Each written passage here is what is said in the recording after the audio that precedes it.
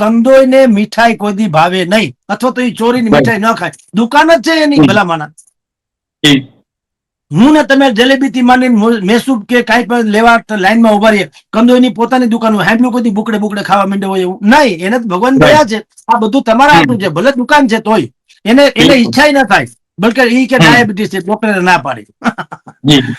તો સવાલ ઈ છે કે ધરાયેલા માણસો જો ન્યા રાજનીતિમાં આવે, ધરાયેલા એટલે તમામ રીતે, પ્રસિદ્ધિથી પણ, પૈસાથી પણ, બધી જ રીતે, પ્રતિષ્ઠાથી પણ ધરાયેલો, બિલકુલ લાયક જેને કહેવાય, એ માણસ જો રાજનીતિમાં આવે તો એને આવે શું કામ? એ એટલા માટે જ આવે કે ભાઈ હવે મને બાકી મારી જે નિજી જરૂરિયાત છે પોતીકી, એ તો બધું પતી ગયું છે.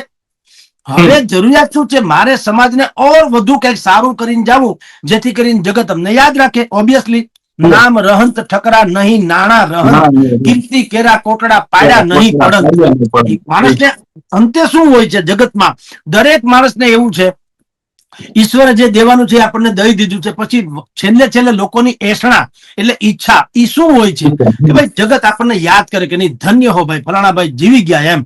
તો એવી જ એસણા હોય. તો આ રાજુભાઈ, આપણે ખજૂરભાઈ જે નીતિનભાઈ જાની, ઈ એમાંની એક તમે કહી શકો પાસેરામાં પેલી પૂણી. खुदी को कर बुलंद इतना कि हर तकदीर को लिखने से पहले खुदा पूछे बता दे बंदा तेरी रजा क्या है. એવું ન કરીએ અમે અમારા ભાલે તિલક ન કરીએ. કા મરજો ને કા મારજો ને પીઠમાં દેજો લગાર, સૈયર મેળા મારશે કાયર નરની નાર. લા અમારામાં કઈ ખૂટે છે નહીં, માત્ર તમારી ઈચ્છા શક્તિ અધૂરી હતી. સારા માણસો આવતા નથી રાજનીતિમાં એમ માનીને કે ભાઈ બીજા આપણને હેરાન કરશે, દુશ્મનાવટ થાય. પણ શું કામ? હવે આ ખજૂરભાઈ છે, કોઈ શું કામ એનો વિરોધ કરે? મને કયો. એને કઈ લઈ તો લેવું નથી,